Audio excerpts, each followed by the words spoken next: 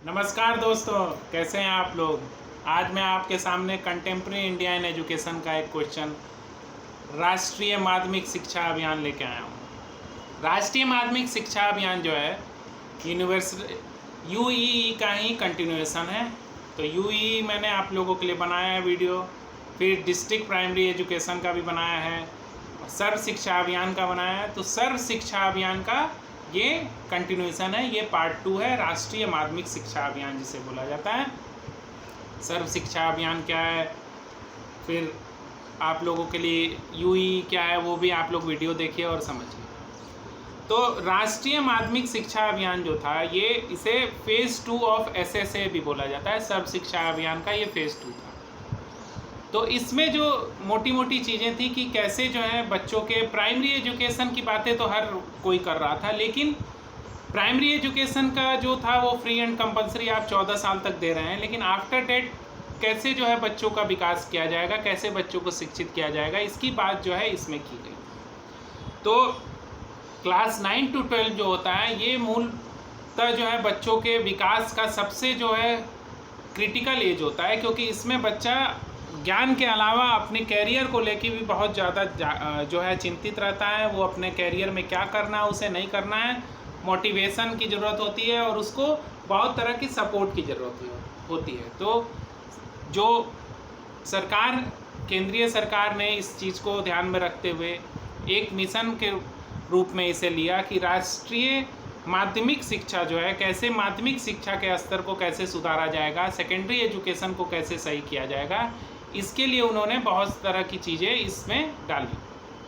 तो जो normal as होता है क्लास 9 to 12 का, वो होता है 14 to 18 ईयर्स। तो 14 से 18 साल का जो बच्चा होता है, उसमें बहुत तरह के फिजिकल चेंजेस में होते हैं और बहुत तरह के मेंटल भी होते हैं।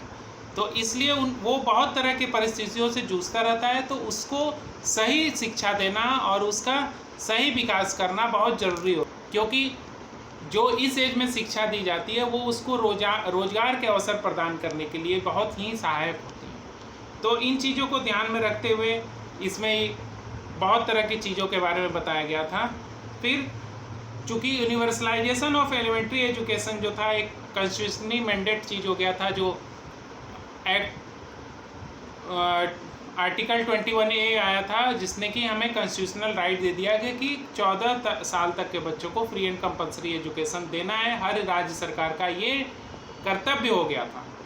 और जितनी भी पॉलिसी, एजुकेशन पॉलिसीज़ थी, जितने तरह के जो कमीशन थे, उन्होंने प्राइमरी शिक्षा, प्राथमिक शिक्षा के बारे में ही बात की थी। किसी में भी सेकेंडरी एजुकेशन के बारे में ज़्यादातर बातें नहीं हुई थी। और सेकेंडरी एजुकेशन जो है, अगर सेकेंडरी एजुकेशन सही तरीके से नहीं मिलेगा तो बच्चों को रोजगार का अवसर नहीं मिल सकता है। क्योंकि अगर प्राथमिक शिक्षा जो होता है वो बच्चों के सोशल, कल्चर और मोरल डेवलपमेंट के लिए होता है, लेकिन सेकेंडरी एजुकेशन जो होता है वो एम्प्लॉयमेंट के लिए होता है। तो इस चीज़ को ध्यान में रखते हुए जो honourable prime minister Manmohan Singh थे, उन्होंने 2007 में जब स्पीच दी लाल किला से, तो उन्होंने सेकेंडरी एजुकेशन के लिए यूनिवर्सलाइजेशन ऑफ सेकेंडरी एजुकेशन की बात की और उन्होंने बोला कि सर्व शिक्षा अभियान को हम आगे बढ़ाते हुए यूनिवर्सिटी जो एलिमेंट्री एजुकेशन का प्रोग्राम था, सर्व शिक्षा अभियान, उसको आगे बढ़ाते हुए राष्ट्रीय माध्यमिक शिक्षा जो योजना है उसको लागू करते हैं। तो ये योजना जो है 2009 में लागू हुई थी, 9-10 में लागू हुई थी। और इसका जो मुख्य उद्देश्य था, मेन जो इसका विजन था, वो था कि कैसे सेकेंडरी एजुकेशन जो प्रोवाइड किया जाएगा बच्चों को। तो इसमें ये था कि जो स्कूल हो वो 5 किलोमीटर हो, सेकेंडरी स्कूल जो बच्चे सेकेंडरी क्लास के बच्चे हैं उनके लिए, मतलब 9th-8th के लिए, और 7 से 10 किलोमीटर होगा हायर सेकेंडरी के लिए, मतलब क्लास 11-12 के लिए। तो 5 किलोमीटर 9th-10th के लिए सेकेंडरी जो स्कूल है, और 7 किलोमीटर फॉर 11-12 के लिए, जिसे हायर सेकेंडरी कहते हैं। इसमें दूसरा इनका जो विज़न था वो था कि universal access of secondary education by 2017 और यूनिवर्सल रिटेंशन बाय 2020। मतलब कि अगर आप बच्चे को इनरोल करा रहे हो तो वो बच्चा पूरी अपनी शिक्षा लेके निकले, ये नहीं कि बीच में निकल जाए। तो 2017 तक ये था कि यूनिवर्सल एक्सेस किया जाएगा सेकेंडरी एजुकेशन को, और 2020 तक रिटेन, मतलब उनको वहाँ पे पूरी शिक्षा लेके जानी है, ये नहीं कि बीच में अपनी शिक्षा को छोड़ देना है। और इसमें सेकेंडरी एजुकेशन जो है स्पेशल रेफरेंस देना है। फिर स्पेशल रेफरेंस किनको किनको देना है, SC ST को देना है, OBC जो एजुकेशनली बैकवर्ड क्लास हैं, माइनॉरिटीज़ हैं, वुमेंस हैं, गर्ल्स हैं, तो वही 5 डिप्राइव्ड क्लास जिनके बारे में मैंने हर पॉलिसी हर स्कीम में आप लोगों को बताई है। तो ये भी उनका ध्येय था कि सेकेंडरी एजुकेशन जो है वो इन लोगों को भी दिया जाए, इन लोगों को भी कैसे शिक्षा के क्षेत्र में जोड़ा जाए। अब इसका क्या गोल था और क्या ऑब्जेक्टिव थे, तो इनका ये गोल था कि जो सेकेंडरी स्कूल एजुकेशन है उसमें फिजिकल फैसिलिटीज़ जो है या स्टाफ जो है या सप्लाई ऑफ जितने तरह की चीज़ें हैं वो गवर्नमेंट जो है लोकल बॉडी और गवर्नमेंट एडेड स्कूल को जो है प्रोवाइड करे, और प्राइवेट स्कूल में भी जो है वो हेल्प करे बहुत तरह की अगर फैसिलिटीज़ नहीं है तो।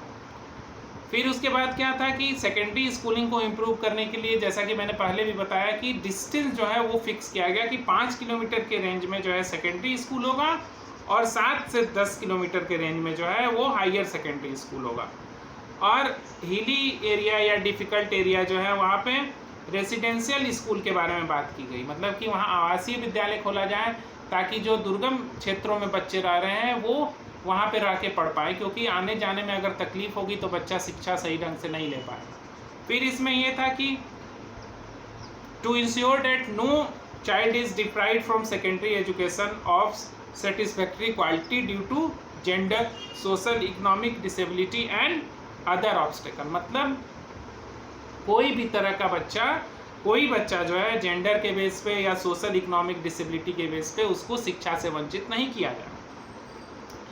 और सेकेंडरी एजुकेशन की क्वालिटी को इम्प्रूव करने के लिए इंटेलेक्चुअल, सोशल और कल्चरल लर्निंग दी जाए, मतलब कि उनको सोशली भी उनको डेवलप करना है, कल्चरली भी करना है और इंटेलेक्चुअली भी करना है, मतलब इंटेलेक्चुअल बनाना है उनको अगर, तो उनको सिर्फ जो है किताबी ज्ञान नहीं देना, उनको हर तरह के ज्ञान देना है। और फिर इसमें जो और बात की गई कि to make sure that all student pursuing secondary education get education of good quality, मतलब क्वालिटी का ध्यान देना है, क्वांटिटी का नहीं, मतलब अच्छे बुक्स हों, अच्छे मटेरियल प्रोवाइड की जाए, उनको कॉग्निटिव डेवलपमेंट पे दिया जाए, स्किलफुल डेवलपमेंट उनका हो, तो ये सारे इनके गोल्स और ऑब्जेक्टिव थे। अब क्वालिटी इम्प्रूवमेंट के लिए सेकेंडरी एजुकेशन जो था उसमें क्या क्या, कैसे क्वालिटी को इम्प्रूव किया जाए, तो उसमें पहला ये किया गया कि क्रिएट किया गया एक secondary education management information system, जिसको कि SEMIS कहा जाता है। S for secondary, E for education, M for management, I for information and S for system, SEMIS। इसको आप लोग लिख लीजिएगा क्योंकि ये की टर्म्स जो हैं ये लिखेंगे तो ज़्यादा हमारा क्वेश्चन अट्रैक्टिव लगेगा। तो SEMIS को किया गया और इसको जो है हर स्टेट के डिस्ट्रिक्ट और ब्लॉक लेवल के स्कूलों में इसको दिया गया, जो कि मैनेज करेगा कि एजुकेशन सेकेंडरी लेवल पर कैसे दिया जाएगा। इसमें ये जो कोर्स मैपिंग के बारे में बात की गई और इनको जो है कैसे सेकेंडरी एजुकेशन के लिए जो है सिग्निफिकेंट और बहुत तरह की यूजफुल चीज़ें जो है ये मैनेजमेंट जो है प्रोवाइड करता था। फिर इसमें माइक्रो प्लानिंग जो है की बात की गई। माइक्रो प्लानिंग जो है वो हम लोग माइक्रो प्लानिंग के बारे में डिफरेंट कोर्सेज पेडागोजी के अपने उसमें पढ़े हैं। माइक्रो प्लानिंग जो होता है वो नंबर ऑफ स्टडीज जो होता है वो बेस होता है असेसमेंट के ऊपर कि कैसे जो है असेस करना है। और ये डिस्ट्रिक्ट वाइड माइक्रो प्लानिंग की बात की गई कि जिस डिस्ट्रिक्ट की जो रिक्वायरमेंट है उसके अनुसार आप प्लानिंग बनाइए और अपने प्लानिंग में उन चीज़ों को डालिए जो उस डिस्ट्रिक्ट के लिए बहुत ज़्यादा ज़रूरी।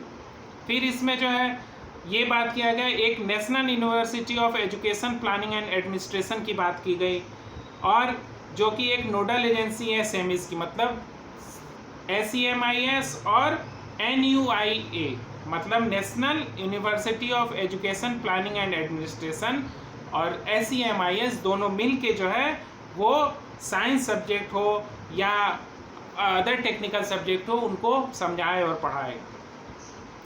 फिर जो करिकुलम की डिज़ाइन होगी या फॉर्मेशन होगा वो उसमें डाइवर्स रिस्पॉन्सिबिलिटीज़ उनमें दी गई, मतलब कि नेशनल और स्टेट लेवल की जो बॉडी हैं वो मिलके करिकुलम को तैयार करेंगी और डिजाइन करेंगी और उसमें राष्ट्र के और राज्य के सभी तरह के जो डाइवर्स चीज़ें हैं उनको रखा जाएगा।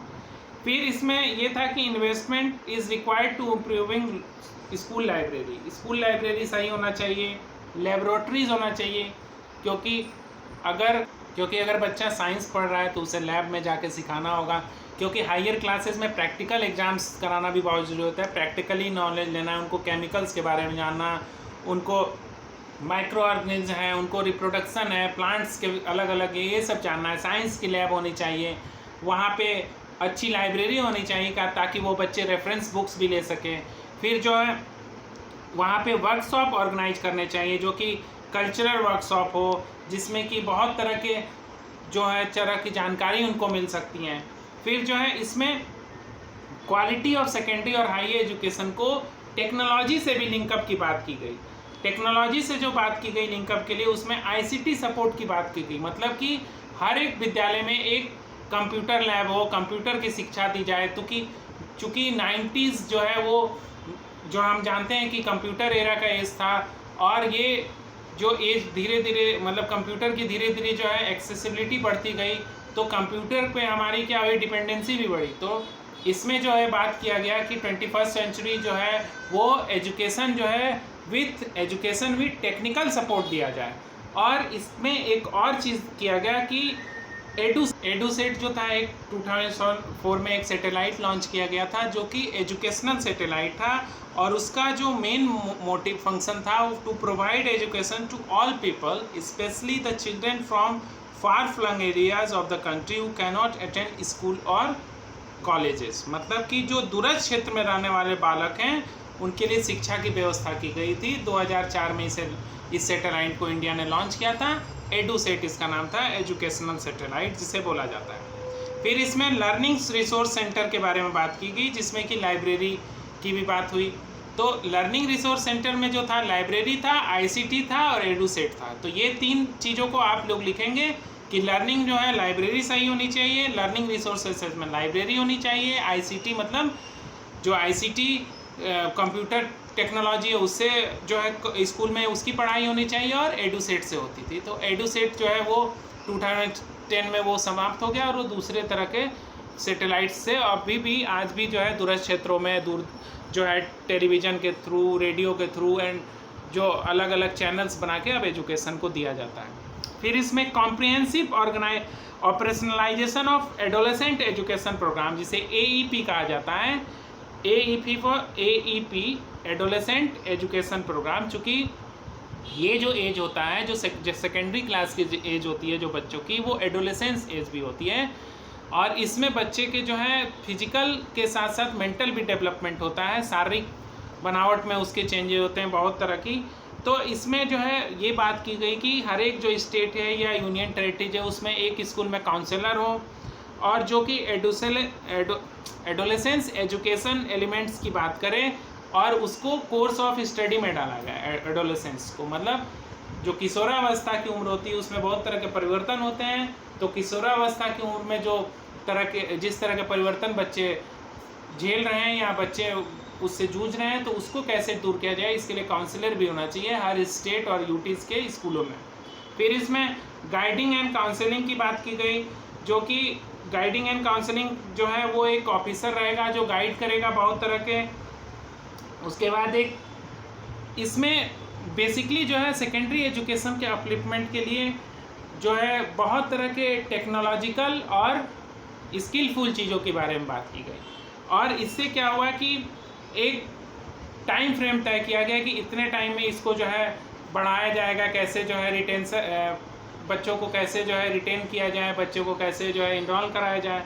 इसी को आगे बढ़ाते हुए इसमें एक और महत्वपूर्ण पॉइंट दिया गया था कि ओरिएंटेशन प्रोग्राम जो है वो ऑर्गेनाइज किया जाएगा सेकेंडरी क्लासेस के लिए, जो कि अभी भी स्कूलों में होता है, जो कि प्लान और ऑर्गेनाइज किया जाएगा जिसका कि ऑपरेशन और प्लानिंग जो है NCERT करेगा। मतलब कि NCERT के द्वारा एक ओरिएंटेशन प्रोग्राम की इसमें व्यवस्था की जाएगी।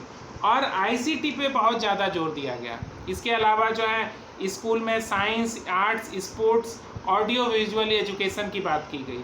तो बच्चे का सेकेंडरी लेवल पे हर एक एस्पेक्ट को देखते हुए, मतलब कि उसके फिजिकल मेंटल डेवलपमेंट को देखते हुए उसको कैसे विकास करना है, इसके बारे में सेकेंडरी एजुकेशन का जो हमारा मिशन है, जो रामसा के नाम से जाना जाता है, राष्ट्रीय माध्यमिक शिक्षा अभियान, एक अभियान चलाया गया कि कैसे सेकेंडरी एजुकेशन को इंडिया में सही किया जाए और कैसे जो है प्राइमरी एजुकेशन लेने के बाद जो बच्चे आ रहे हैं सेकेंडरी क्लास में वो अपनी स्टडी को कंटिन्यू करें और एक उनके लिए जो है ज्ञानवर्धक के साथ रोजगार के लिए अवसर भी प्रदान करें। तो ये शॉर्ट में आएगा क्वेश्चन, आप लोग इसको समझिए अच्छे से और जो भी तरह के आपके सुझाव हैं आप लोग दीजिए, लाइक कीजिए, सब्सक्राइब कीजिए। धन्यवाद।